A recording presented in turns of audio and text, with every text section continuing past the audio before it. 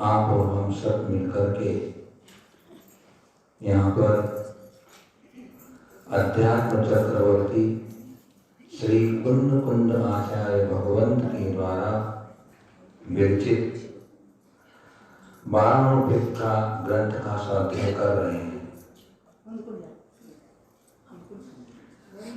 महर्षि कुंद कुंद आचार्य देव ने सर्वप्रथम उत्तम ध्यान के द्वारा जिन्होंने इस दीर्घ संसार का अंत कर दिया है, ऐसे समस्त सिद्ध भगवंतों को प्रणाम करके साथ ही 24 तीर्थंकर भगवंतों को स्मरण करके संकल्प किया कि मैं 12 अपेक्षाओं का कथन करूंगा और उसके अंतर्गत उनमें 11 भावनाओं का वो कथन कर चुके। आज अपने को 12वीं जो भावना है वो बहुत ही दुर्लभ भावना, इसका वो यहाँ पर व्याख्यान करेंगे। बोधि का अर्थ अलग अलग तरह से उपयोग किया जाता है। कहीं सम्यक दर्शन बोधि कही जाती है, कहीं रत्नत्रय को बोधि कही जाती है, कहीं सम्यक ज्ञान को बोधि कही जाती है। कुछ भी कहें, जो आज तक अलग है वह सब दुर्लभ है। जो आज तक हमें उपलब्ध नहीं हो पाया, प्राप्त नहीं हो पाया, चाहे सम्यक दर्शन हो, चाहे सम्यक ज्ञान हो, चाहे सम्यक चरित्र हो या रत्नत्रय कहो, केवल ज्ञान कहो, समाधि वर्ण कहो, सब बोधि के अंतर्गत आ जाते हैं। सभी दुर्लभ है, आसानी से नहीं मिलते। दुर्लभता का मतलब है दुसाध्य है, बहुत ही कठिनता से मिल जाए, बहुत बड़ी बात। कौन कौन स्वामी जी अपनी बात कहें उसके पहले थोड़ा सा विचार करें अपन। ये लोग जो अपना है एकेंद्रीय जीवों से, अनंत एकेंद्रीय जीवों से ठसाठस भरा हुआ, और इस श्लोक में त्रस पर्याय का प्राप्त करना बालुका के समुद्र में गिरी हुई रत्न की कणिका के समान दुर्लभ है। जिस प्रकार बालू की रेत में अगर हीरे की कणिका गिर जाए तो उसमें सभी चमकने वाले पत्थर दिखते हैं और मालूम ही नहीं पड़ता कि हीरा कौन सा होगा। तो उस हीरे को खोजना बड़ा कठिन है। वैसी त्रस पर्याय प्राप्त करना दुर्लभ है।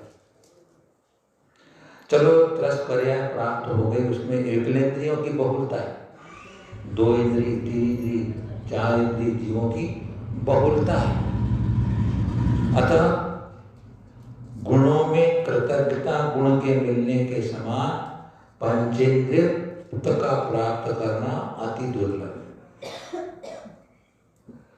मनुष्य कितना बड़ा भी हो जाए, लेकिन कृतज्ञता गुण बहुत कम में मिल पाता है।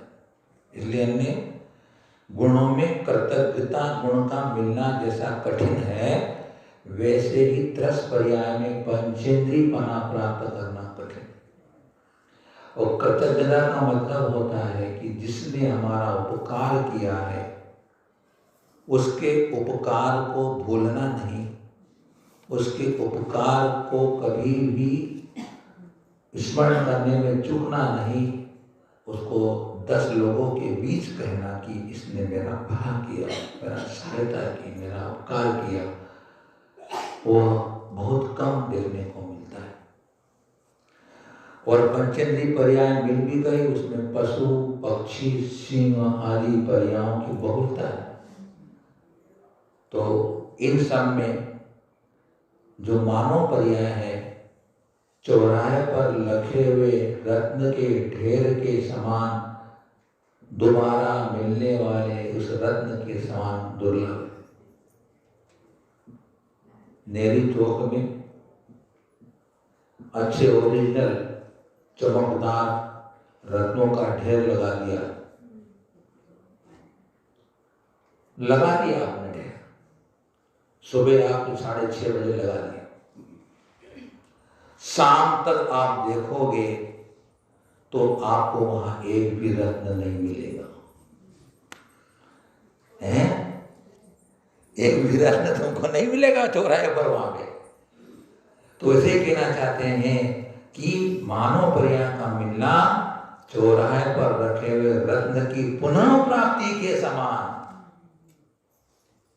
दुर्लभ है। तो वह इतनी दुर्लभता तो पार करके आ ही गए, मनुष्य पर्याय में तो आ गए। और कहते हैं कि मनुष्य पर्याय मिली हो अगर वह नष्ट हो जाए तो जले हुए वृक्ष पर पुनः अंकुरण का उत्पन्न होना बड़ा कठिन है, वैसी मनुष्य पर्याय का दोबारा मिलना कठिन है। जले हुए वृक्ष पर कभी अंकुर नहीं फूट सकता है, इसका मतलब कितना कठिन काम है। पद्म पुराण में रविशरणाचार्य भगवंत ने लिखा है कि अगर मनुष्य पर्याय तुम्हारी छूट गई, चूक गए, तुम उसको सार्थक नहीं किया, असंख्यात अवसर्पणी और उपसर्पणी काल बीतने के बाद तुम्हें मनुष्य पर्याय मिले न मिले।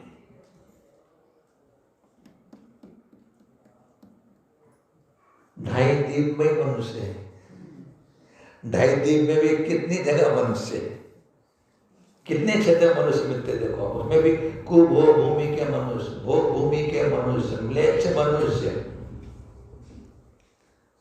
कदाचित आपको मनुष्य पर्याय मिल जाए, उत्तम देश, सुकुल, सदाचार, पूर्ण आयु, निरोगी शरीर, पंचेंद्रियों की परिपूर्णता, ये उत्तरोत्तर दुर्लभ है।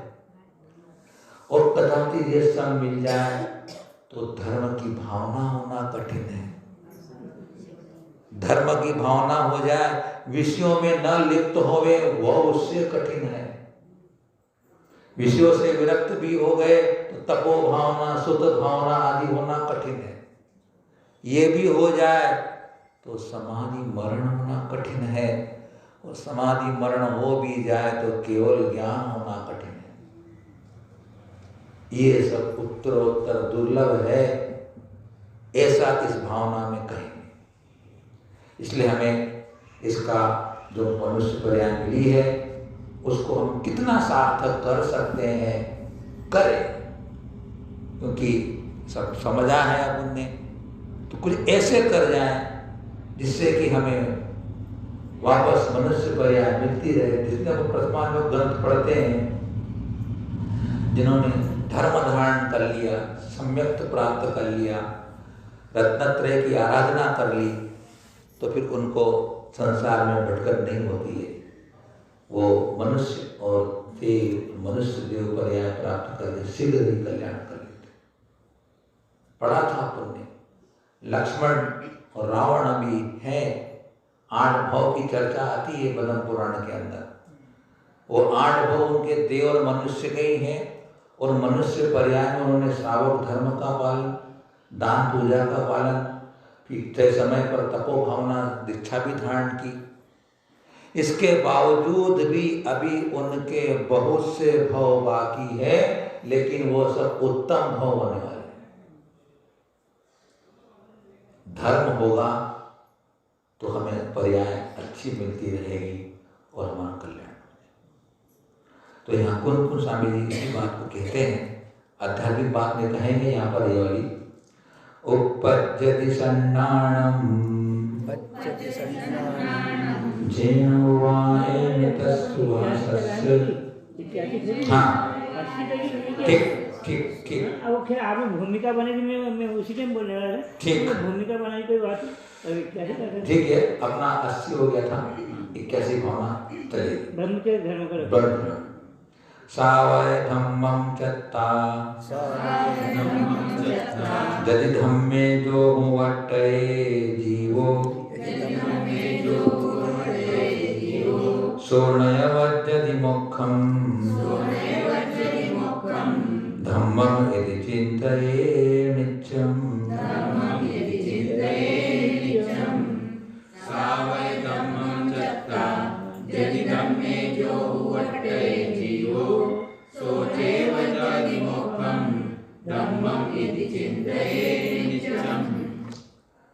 धर्म भावना की चर्चा चल रही है। श्रावक धर्म को छोड़ करके तो धर्म की चर्चा की थी, श्रावक और मुनि धर्म। श्रावक धर्मम चत्ता, श्रावक धर्म को छोड़ करके यदि धम्मे दुवट्टय जीवो, जो जीव यदि धर्म में वर्तन करता है, यदि धर्म का पालन करता है, सो मोक्षम न वज्जति, वह मोक्ष को नहीं तकता है, अर्थात उसे मोक्ष मिलता है। तो यदि धम्मं चिंतये नित्यम, इस प्रकार धर्म भावना का नित्य चिंतन करना चाहिए। क्योंकि मुनि बने बिना मुनि धर्म का पालन किए मोक्ष मिलता नहीं। श्रावक धर्म का पालन करके मोक्ष मिलेगा, मिल सकता है परंपरा, साक्षात अगर मिलेगा अपने को तो मुनि के बिना नहीं मिलेगा। निच्छयनेन जीवो साकार नकार धम्मदो भिन्नो मज्जत भावनाए शुद्धं चिन्तये नित्यं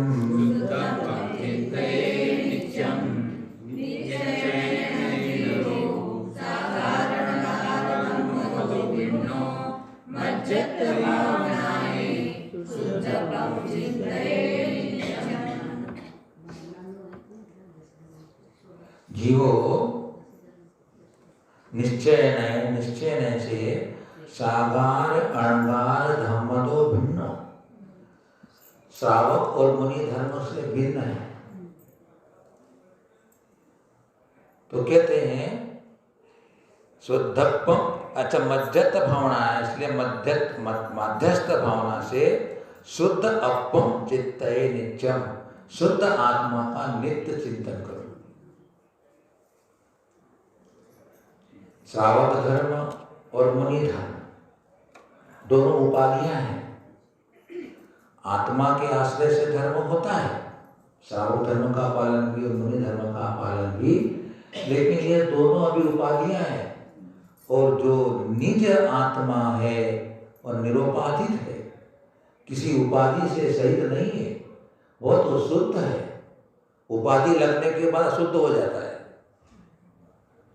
उपाधि लगने के बाद वो अशुद्ध हो जाता है। इसलिए उपाधि भी एक प्रकार का परिग्रह होता है। इसलिए कहा है कि भाई इन सारे श्रावक धर्म मुनि धर्म, क्योंकि ये परिणति रूप है, ये पर्याय रूप है। इन मुनि धर्म की पर्यायों को आत्मा के द्रव्य में विलीन कर दो, अर्थात विकल्पों से अतीत हो जाओ। विकल्पों से अतीत हो जाने के बाद निर्विकल्प हो जाओगे, और निर्विकल्प होने पर ही आप अपने शुद्ध आत्मा का चिंतन कर सकोगे। शुद्ध आत्मा का चिंतन, क्योंकि निर्विकल्प आत्मा का स्वभाव है, उसे निर्विकल्पता के द्वारा ही अनुभव किया जा सकता है। क्योंकि आत्मा किसी इंद्रिय के द्वारा ग्राह्य होती नहीं है, चक्षु से दिखाई नहीं देती है, कान से सुन नहीं सकते आत्मा की। अभी जो आत्मा की बात सुन रहे हैं वो भी एक उपचार से सुन रहे हैं, क्योंकि आत्मा वचन के अगोचर है। वचन के द्वारा आत्मा कही ही नहीं जा सकती है, वह निर्वचनीय है। हम जो कह रहे हैं वो उपचार से कह रहे हैं कि आत्मा शुद्ध है, बुद्ध है, नित्य है, निरंजन है, एक है, अखंड है, अविनाशी है, चिदानंद है, चिद्रूप है, शुद्धोपयोग में, जो भी कह रहे हैं, ये सब खंड कर रहे हैं, ये विकल्प कर रहे हैं। इन विकल्पों से अतीत होकर के निर्विकल्पता के साथ स्वसंवेदन किया जाता है। तो मन में जो विकल्प चलते, इंद्रिय शुद्ध गया ग्रह है नहीं। अब ये कहा है कि वो शुद्ध भावना से शुद्ध शुद्ध ज्ञान के द्वारा आत्मा ग्राह्य होती है। वो शुद्ध ज्ञान भी अगर जब निर्विकल्प होगा, जैसे अभी बोलता ना, आत्मा अलग है, शरीर अलग है, आत्मा अजरा माने, शरीर नाश माने, इस प्रकार का मेरा आत्मचिंतन में अभी पक्षपात चल रहा है, अभी द्वंद्व चल रहा है, विकल्प चल रहा है, राग देश का परिणाम एक प्रकार का हो रहा है। ऐसा करते हुए हमें शुद्ध आत्मा उपलब्ध नहीं हो सकती। आत्मा का चिंतन कर रहे हैं लेकिन वो विकल्पात्मक है, लेकिन उसको इन विकल्पों से फिर अतीत होकर के मात्र जब मैं ज्ञान में स्थिर बनाया, ज्ञान को के बनाता है, अर्थात स्व संवेदन ज्ञान, स्वयं के द्वारा स्वयं का जो अनुभव पंचेंद्रिय के विकल्पों से अतीत होकर के जब मैं अपनी आत्मा में विलीन हो जाता हूँ, तब मुझे अपनी शुद्ध आत्मा का केवल ज्ञान की अपेक्षा तो परोक्ष मुझे अनुभव होता है, लेकिन शुद्ध ज्ञान की अपेक्षा मुझे प्रत्यक्ष अनुभव होता है। इसे योगी प्रत्यक्ष कहते हैं। वो धर्म, इसलिए शुद्ध अपम, इन निश्चय से इस धर्म से रहित आत्मा का चिंतन करो। इनका कहने का भाव यह था, क्योंकि मुनियों की अपेक्षा चल रही बात, इसलिए अब बोध अलग होना शुरू हो रही है। बात समझ में आई ना आपको? अभी हम जितने विकल्प कर रहे हैं, अभी हम पढ़ रहे हैं प्रबोधन सार में। क्या पढ़ा हमने? कि राग द्वेष रूप जो क्रिया है कभी निष्फल नहीं होती, बोले भाषा में। और राग द्वेष की क्रिया निष्फल नहीं होती, इसका मतलब कि आपको नर नारकादि पर्याय अवश्य मिलने वाली है। उनका जो वीतराग भाव रूप धर्म से परिणत रूप क्रिया असफल ही होती है, निष्फल होती हो, अर्थात फिर तुम्हें नर नारकादि पर्याय प्राप्त नहीं होती।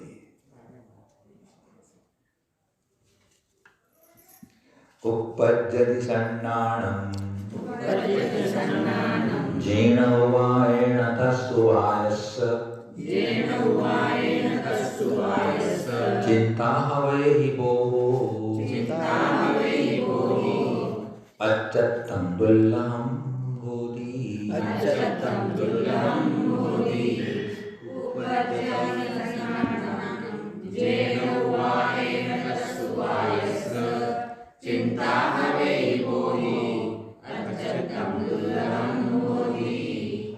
जेन उवायेन सन्नाणम् उपपद्यति, जिन उपायों से सम्यक ज्ञान उत्पन्न होता है, तस् उवायस्य चिंता हवै भोः, उन उपायों का चिंतन करना, वह बोधि दुर्लभ भावना होती। क्या? जेन यानी जिन उपायों से सम्यक ज्ञान उपपद्यति। और याद रखना, जहाँ कहीं भी मात्र सम्यक ज्ञान की चर्चा आती है वहाँ दर्शन और चारित्र मिला हुआ रहता है, क्योंकि अपने आप मात्र सम्यक ज्ञान से तो कल्याण होता नहीं। लेकिन हमारे यहाँ जो सम्यक ज्ञान की चर्चा करते हैं तो सम्यक ज्ञान का तो सम्यक दर्शन तो आ ही गया, क्योंकि सम्यक दर्शन के बिना ज्ञान सम्यक ज्ञान होता नहीं। लेकिन यह सम्यक ज्ञान स्वसंवेदन ज्ञान, और स्वसंवेदन ज्ञान का मतलब है कि चारित्र गुण के साथ, अर्थात वीतराग चारित्र का अविनाभाव रखने वाला जो ज्ञान होगा, वह ज्ञान यहाँ विवक्षित है। शास्त्र का ज्ञान कर लो तो सम्यक ज्ञान हो गया, अभी जो कर रहे सम्यक ज्ञान कर रहे, ऐसी बात नहीं है। लेकिन इस सम्यक ज्ञान को जब चारित्र में ढाल दिया जाता है तो वस्तुतः वह सम्यक ज्ञान सार्थक होता है। इस सम्यक ज्ञान की बता रहे हैं, वह दुर्लभ है। कहते हैं अच्युतम दुल्हन होती, ऐसा वह सम्यक ज्ञान अत्यंत दुर्लभ होता है। स्वयं का स्वयं अनुभव रूप सम्यक ज्ञान दुर्लभ है। अगर वो मिल जाता तो यहाँ बैठती ही नहीं अपन, वो मिला ही नहीं अपने को अभी तक।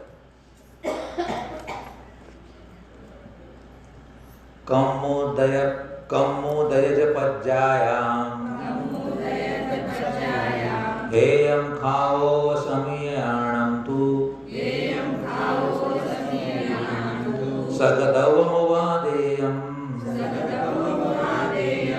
नित्ययति बोधिसन्नाणम्।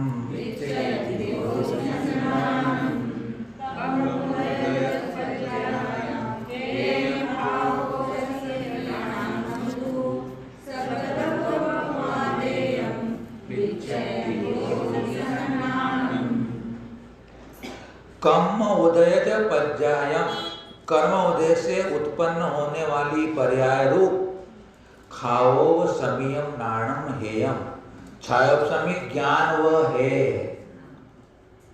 ये अपने को ऊपर ले जाना चाहते हैं। कुन स्वामी थोड़ी ऊंची भूमिका की बात करते हैं, अपन सभी बढ़ के आए वो नीची भूमिका की बात थी।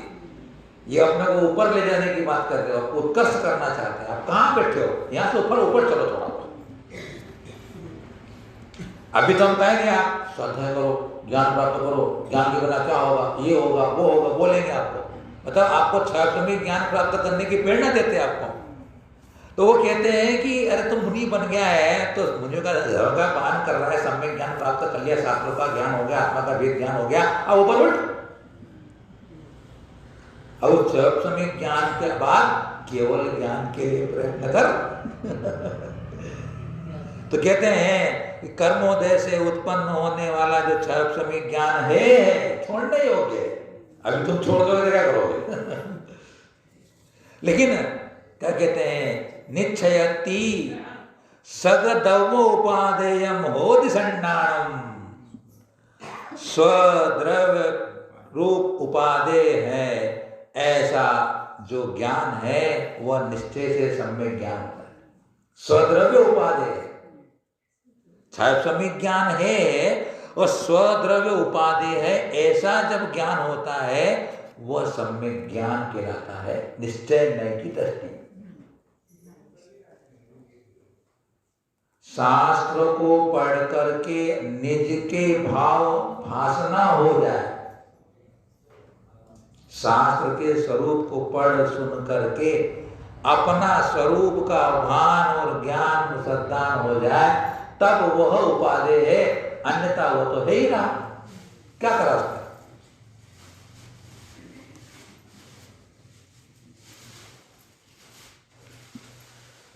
मूलोत्तर पैड़ियो मिच्छत्तादि असंख्य लोक परिमाणा, परदौवम सगदौवम अप्पा इति निश्चयेन।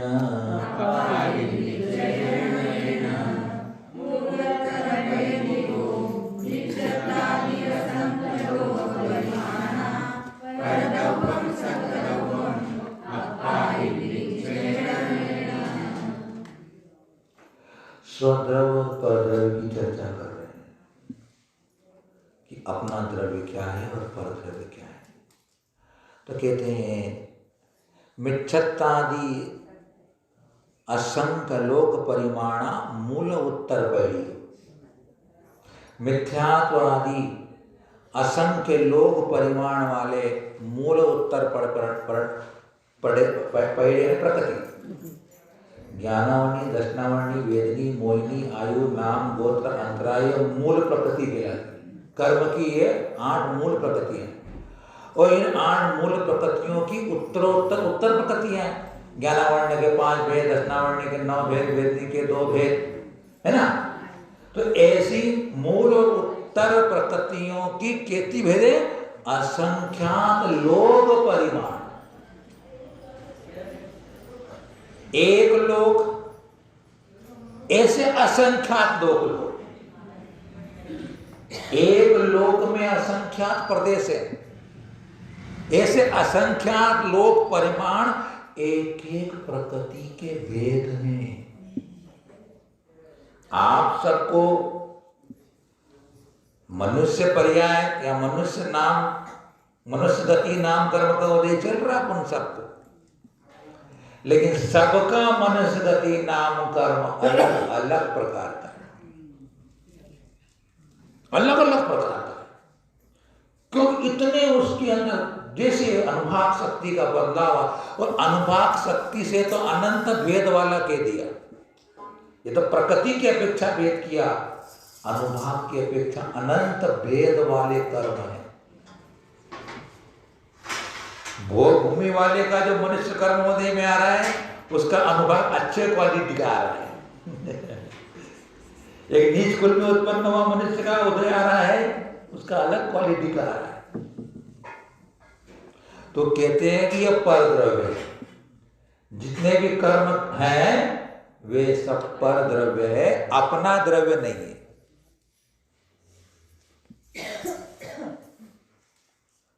अब थोड़ी देर रुक जाओ भैया, हैं? हाँ, अभी जरा प्रवचन हो जाए ना, फिर आपको कार्यक्रम करना है। परद्रव्य, और परद्रव्य दृष्टि जल्दी जाती है। क्या होता है? परद्रव्य पर दृष्टि जल्दी जाती है। सगदवम अप्पा इति निश्चयेन, स्वद्रव्य रूप अप्पा ने आत्मा है, वह निश्चय से अपना द्रव्य है।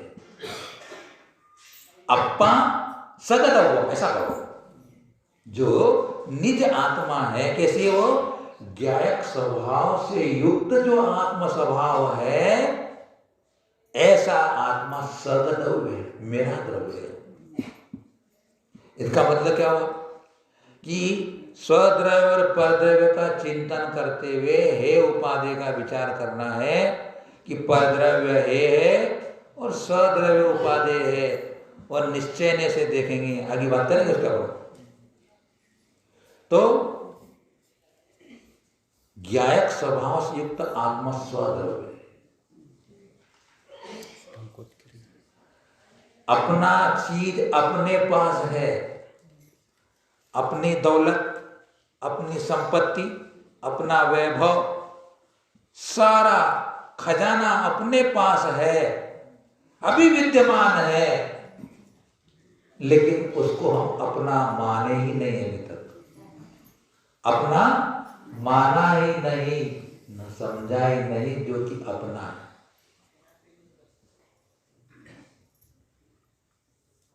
जब हम अपने आप को उपादेय मानेंगे कि माद चिदानंद ज्ञायक स्वभाव ही मैं हूं, ऐसा जब अवभासना होती है, तब वह बोधि में नाम प्राप्त करती है। हम पर्यायों में जा रहे हैं, पर्यायों को द्रव्य मान रहे हैं, पर्याय मूढ़ बन रहे हैं। जिसका विवेक लुप्त हो गया उसे मूढ़ कहते हैं, जिसका विवेक लुप्त हो गया है उसे विवेक कहते हैं, विवेक मूढ़ कहते हैं। विवेक का मतलब क्या होता है? भेद करने की ताकत को होती, उसे विवेक कहते हैं। हे उपादेय की, करनी अकरने की, पुण्य पाप की, लाभ अलाभ की, संसार मोक्ष की, सच्चे सुख, संसारिक सुख, इन सबका इसमें भेद करने की ताकत आ गई। हम परद्रव्य को हे समझकर छोड़ दें, और जो अपना स्वद्रव्य है, अपना निज का आत्मा, उसे ग्रहण करें। कितनी छोटी सी बात आपको समझ में आ जाएगी, बताना चाहेंगे। अभी बहुत से लोग यहाँ पर आए हैं, मठ के बाहर बहुत चप्पल मिल जाएंगे, जूते मिल जाएंगे, आप लोगों को क्या हो जाएंगे? चप्पल जूते का बहुत ढेर लगा हुआ है, और जब सभा ऐसी विसर्जन होगी और सभी लोग मठ के बाहर जाएंगे, तो क्या करोगे आप लोग? बोलो ना, क्या करोगे? हैं? बोलने में शर्म आ रही, क्या करें? ये मेरा नहीं है। अपने ही चप्पल में अपनी पांव डालेंगे। चप्पल का तो मालूम है कि अब मेरी चप्पल है जो पांव में रहती है, लेकिन इन पर्यायों में घुली हुई मेरी आत्मा यह है, ये अभी तक खोज नहीं पा रहे अपन। दूसरे की चप्पल में पांव डाल रहे हैं अभी तक, है ना? यह है विवेक। और कदाचित तुम दूसरे की चप्पल में पांव डाल दो तो दूसरा तो देख रहा है, भैया चप्पल मेरी ही, तो कहां पांव डाल दिया है। ऐसा हमें विवेक प्राप्त करना है चिंतन के माध्यम से। इसी को आगे कहते हैं एवं जायति नाणम हेयमुवादेव निश्चये नत्थि चिंतिज्जय मुनि बोहिं संसार विरमणठेय।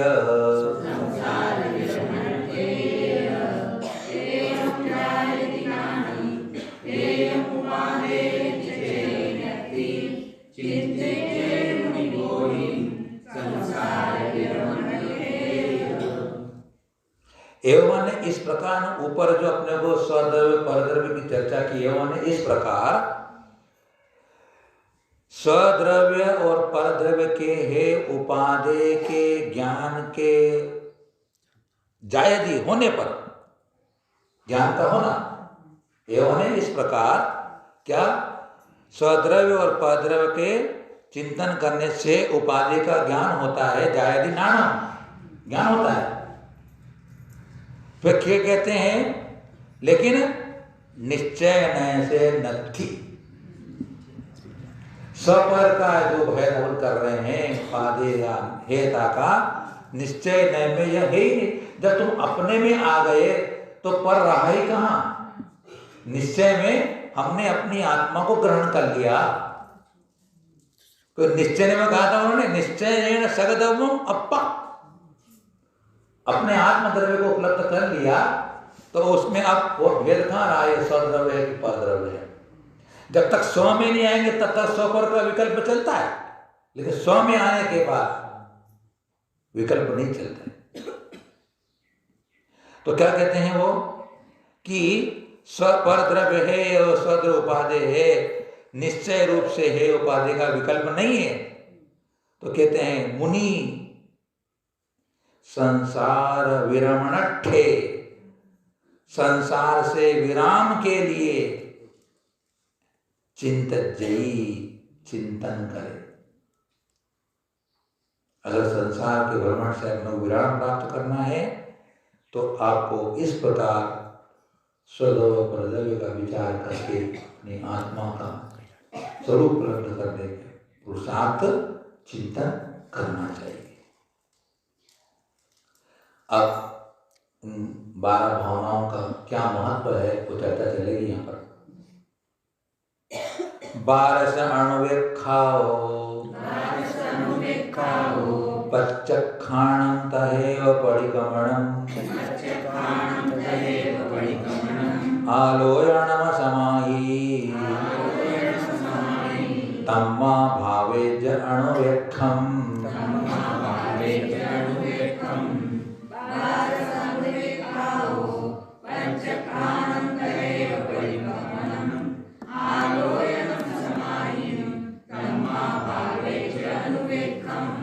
कितना महत्वपूर्ण, कितनी महिमा और कितना अतिशय है अनुपेक्षाओं का चिंतन करना।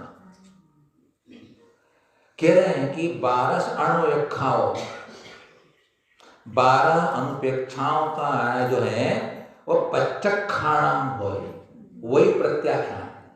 12 अनुप्रेक्षाओं का चिंतन करना, विचार करना, वही प्रत्याख्यान है। समाहिम समाधि है, नहीं ऊपर रहेगा। तो हम परिक्रमण, प्रतिक्रमण भी वही है। अनुपेक्षाओं का चिंतन करना भी प्रतिक्रमण है। आलोयन, आलोचना भी वही है। क्या? 12 भावनाओं का चिंतन। समाही, समाधि भी वही है, ध्यान भी वही है। तम्मा, प्रेरणा दे रहे अपने को, इसलिए भावे अणुवेक्षम, इसलिए अनुप्रेक्षाओं की भावना करो। बताओ, ऑल इन वन क्या है ये? ऑल इन, सारी चीज इसके अंदर है ना। तो ऐसी चीज खा लो तो फिर सब चीज खाने की जरूरत नहीं पड़े अपने। सोना रवा खाओ भी ज्यादा खाने की जरूरत नहीं पड़े, बहुत हेवी होता है वो। सोना रवा खा लो कभी, उसमें दूध भी होता है, घी भी होता है, शक्कर भी होता है, तीनों चीज होती है। किसमें? कभी खाया? नहीं खाया, देखा तो है। तो वो खा लो।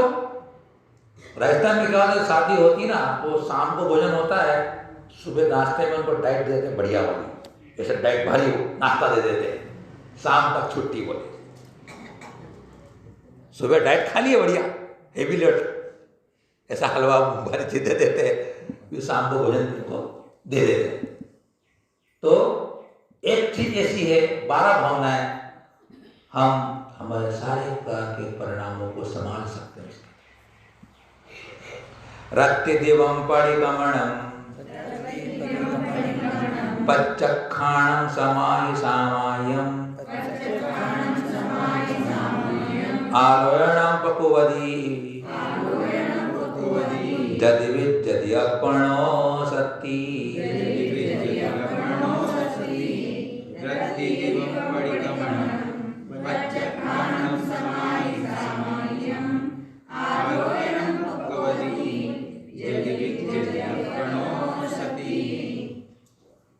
अब दूसरे पक्ष से बात करते हैं। रत्य दिवम परिगमनम, रात दिन प्रतिगमन करो। रत्य दिवम, रत्य रात, दिवन दिवस, रात दिन प्रतिगमनम प्रत्यक्षाणम, प्रत्याख्यान करो। प्रत्याख्यान त्याग। प्रतिक्रमण का मतलब होता है कि जो मेरे द्वारा प्रमाद से दोष हो गया, व्रतों में अतिचार लग गया, दूषण हो गया, मैं उसकी शुद्धि के लिए भगवान मैं आपसे क्षमा मांगता हूं। मिच्छामि दुक्कडम। क्या हो गया? प्रतिक्रमण क्या हो गया? ये मिच्छामि दुक्कडम, मेरा पाप मिथ्या हो। ऐसा विचार करने से, ऐसा वचन करने से क्या होता है? वो प्रतिक्रमण होता है, वापस व्रतों में लौटना। प्रतिक्रमण, प्रति यानी वापस, क्रमण ने आना, अपने व्रतों में वापस आना प्रतिक्रमण। आलोचना व प्रत्याख्यान, त्याग करना। आपने भोजन कर लिया, अब जब तक भोजन नहीं करूंगा तब तक का मेरा त्याग है। भले आप 2 घंटे बाद खा लोगे। पानी पी लिया आपने, 1 घंटे के तक का मेरा पानी का त्याग, तो आपका प्रत्याख्यान कहलाएगा। मुनिजन क्या करते हैं? आहार का प्रत्याख्यान करते हैं। आहार करके आए, अभी बोल रहे कल तक के लिए आहार पानी का त्याग, 4 प्रकार के। वो व्यवहार से है, निश्चय से तो भावों से प्रत्याख्यान होना है कि मैं आहार के भाव ही नहीं लाऊंगा। कुछ भी खाने के, पीने के, मनोरंजन काय, सभी से मैं त्याग करता हूँ। भाव रूप तो वो होता है, लेकिन उसका त्याग करने से भाव में बात नहीं आती है।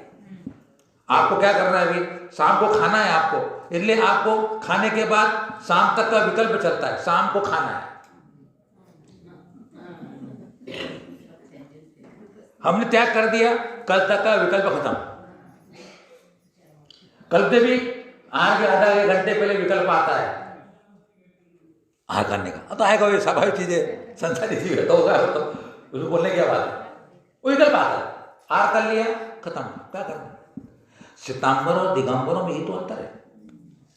श्वेतांबर बेचारे नाश्ते के लिए, चाय के लिए, पानी के लिए, रोटी के लिए भागते, दौड़ते रहते। सुबह जाएंगे, दोपहर को जाएंगे, शाम को जाएंगे, फिर जाएंगे। एक बार आहार कर लिया, निर्विकल्प बैठे हैं, 6 घंटे साथ है कर रहे हैं। उनको कर लिया, सुबह भोजन कर लिया, पहले सुबह चाय नाश्ता लेने जाएंगे वो, फिर स्वाध्याय करने के बाद फिर रोटी लेने जाएंगे, फिर 3 बजे चाय के लिए जाएंगे, फिर शाम में भोजन के लिए जाएंगे। हमारे यहाँ निर्विकल्प बोले भाई तुम्हारा धर्म अच्छा, वो बोलते ऐसा, बोलते वही, करेंगे वही। रात दिन प्रतिक्रमण करो, प्रत्याख्यान करो, समाधि ध्यान लगाओ, सामायम समता भाव, राग देश से रहित भावों को समता भाव कहते हैं, मध्यस्थ भाव को समता भाव कहते हैं। साम्य भाव को सामायिक कहते हैं। पांचों पापों का त्याग करके एक साम्य भाव धारण करना, सुख दुख लाभ अलाभ सब में समता भाव रखना सामायिक कहलाते हैं। आलोचना करना, गुरु के सामने अपने दोषों को प्रकट करना आलोचना कहलाती है। यूं आलोचना करते हैं अपन किसी की बुराई की, वो आलोचना नहीं है। खुद ने अपने गुरु को मेरे से आज अपराध हो गया, मुझे आप इसका प्रायश्चित दें, ऐसा वो आलोचना कहलाती है। पक्वपति यदि विद्यते अपूर्ण सत्य, अगर आप में शक्ति है तो रात दिन इन सब कामों को करो, दिमाग को खाली मत रखो। भावों के द्वारा, वचनों के द्वारा, काय के द्वारा ये जो धर्म है ये सब उनमें अपना बुद्धि को लगाए। मोक्ष गया जे पुरिसा, अनाय कालेन वारण वेक्षम, परिभावूण सम्मम, परमा पुणो पुणो तेसिम।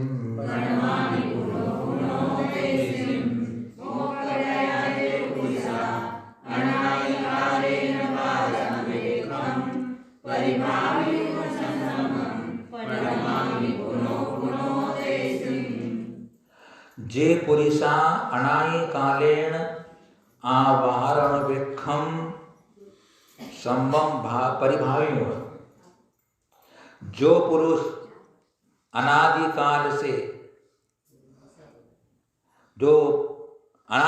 जो पुरुष 12 अनुपेक्षम सम्मम परिभावियों ने अच्छी तरह से उसकी भावना करके मोक्ष गए हैं, तेसिम उनको प्रणमामि पुणो पुणो, मैं उन्हें बार बार प्रणाम करता हूं। क्यों? अनादिकाल से 12 अपेक्षाओं का भली प्रकार चिंतन करके जो मोक्ष गए, मतलब कहना चाहते हैं कि अनादिकाल से जो भी मोक्ष में विराजमान हो रही सिद्ध आत्माएं हैं, उन्होंने 12 अनुपेक्षाओं के अवलंबन के द्वारा ही मोक्ष प्राप्त किया है। ऐसी सिद्ध आत्माओं को मैं बार बार प्रणाम करता हूं, पुनः पुनः। अब बताइए, मोक्ष मिलता है, सिद्ध पद मिलता है, किससे? अनुप्रेक्षाओं के चिंतन करने से। कोई कठिन चीज नहीं है। 12 प्रकार की भावनाएं तो आप पढ़ते भी है, राजा राणा छत्रपति या बुद्धन की है, सबकी बहुत सी निकली है, बहुत सारी निकली है। चिंतन करें, चिंतन जितना करेंगे उतनी भावों की विशुद्धि होगी। कपड़े को जितना गोटा फीटा धोया जाए चमक आती है, इसी प्रकार बार बार चिंतन करेंगे, धारणा बनेगी, विशुद्धि बनेगी, तदनुकूल आचरण बनेगा। यह स्मरण रखना, भावना भाने के साथ तदनुकूल आचरण होगा तो काम बनेगा। भावना तो भाना ही है, भावना तो करना ही है, विचार तो करना ही है। विचार के साथ जितना आप उसके अनुरूप अपने जीवन को बनाएंगे तो कल्याण।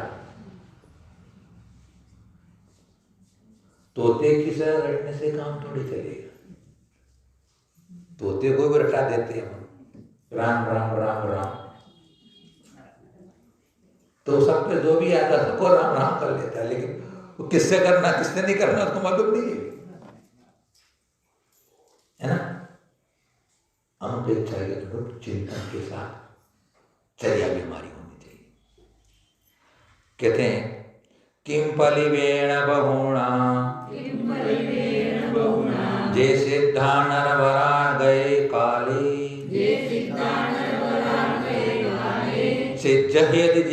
सिद्धिहदि जे विभव्या, त्यं जान तस्माहपम।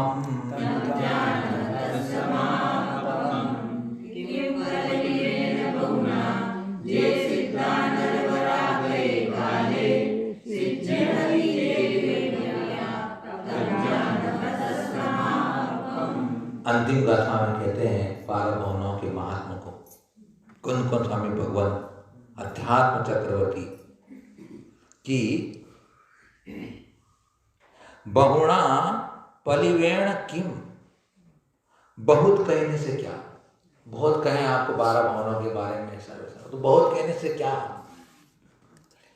क्या कि बहुत कहने से क्या, जे नरवरा गए काले सिद्धा, जो मनुष्यों में श्रेष्ठ गए काले ने अतीत काल में सिद्ध हुए हैं, और जेवी सिद्धिहदि, और जो भविया सिद्धिहदि भविष्य में सिद्ध होंगे, तम जाना तस्माह पम, तुम उस 12 भावना का ही महात्म जानो। जो अतीत काल में सिद्ध हुए हैं और भविष्य काल में भी सिद्ध होंगे, वे सब 12 अनुपेक्षाओं के महात्म को जानना, उसकी महिमा से ही सिद्ध होंगे। इसलिए अध्यात्म जैसे महान ग्रंथों को रखने वाले, बड़े बड़े ऊंचे शास्त्रों को रखने वाले कुंद स्वामी भगवान ने ये 12 भावना छोटा सा ग्रंथ भी लिखा। अब पूरा उत्साह करते हैं इसका। इति निश्चय व्यवहारम जम्भणियम कुंद कुंद मुनिना है, जो भावई शुद्ध मनो पावई परमनिर्वाणम।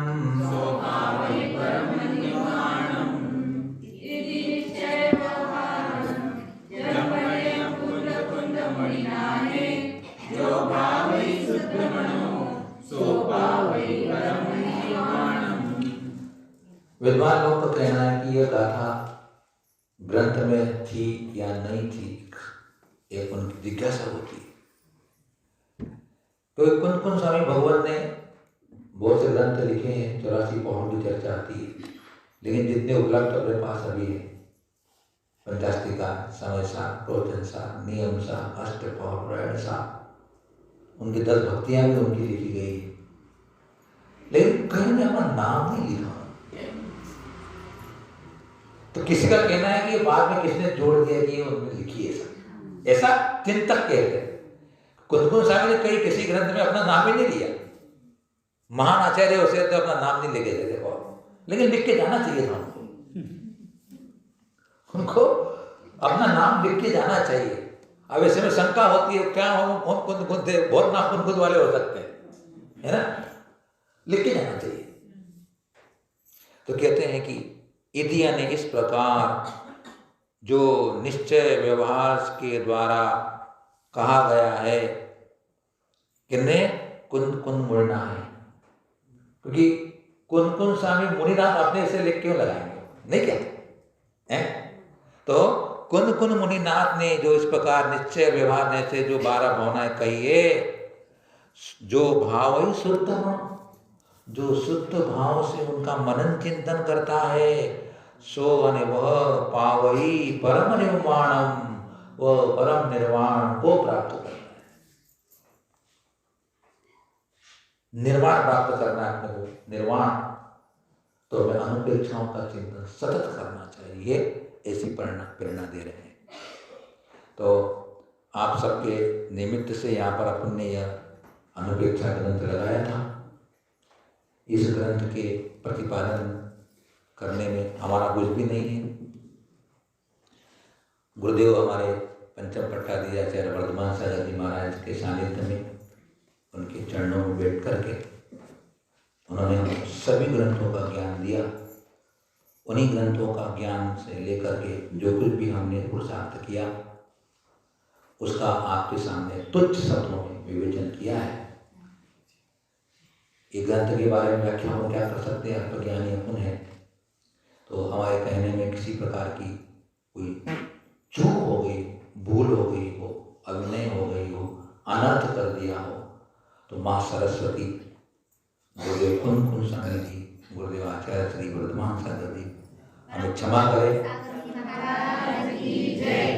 वे क्षमा करे और सज्ञान दे, सद्बुद्धि दे सके, हम सही रूप से जिनवाणी को पढ़ सकें और इस ग्रंथ के विवेचन में कई हमारे द्वारा आपको ठेस लगी हो कुछ कहने सुनने में, आप सब भी क्षमा भाव शांति भाव धारण करें और इसी तरह नित्य अपना जीवन के 24 घंटे में से अपनी आत्मा के कल्याण के लिए, आत्मा की शुद्धि के लिए, आत्मा के विश्वास के लिए समय जरूर निकालें भैया।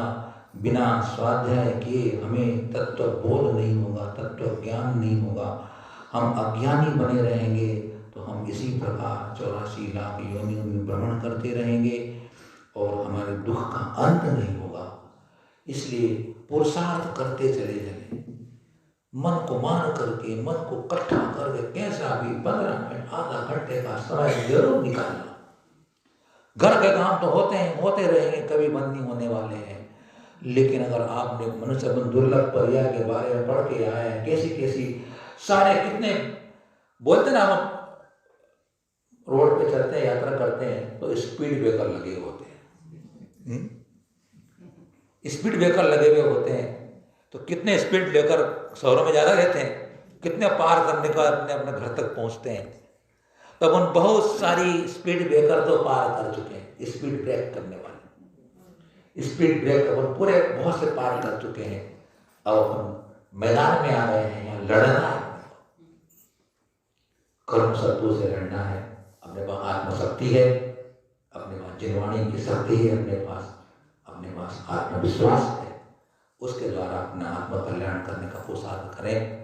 आप सबके लिए शुभकामनाएं, मंगल भावनाएं हैं, शुभ आशीष हैं कि आप सब सुख, शांति, समृद्धि, आरोग्यता की आपको प्राप्ति हो, मोक्ष मार्ग की प्राप्ति हो और आप मोक्ष पद को प्राप्त करें। इन्हीं मंगल भावनाओं के साथ गुरुवर आचार्य श्री वर्तमान सारथी महामंडल की जय।